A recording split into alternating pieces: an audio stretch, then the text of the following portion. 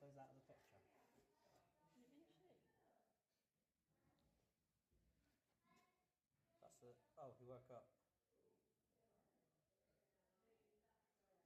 I don't think I'm going to take. Why does he look like he's been shaved? Probably has. Because he's got genetic alopecia. Oh. And that is...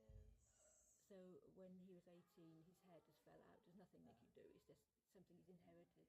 Yeah. But he's leader of the troop, so it hasn't affected him. Mm. You know, he's as healthy, he's probably healthier than any of us. It's just his skin kind of looks like my granddad's.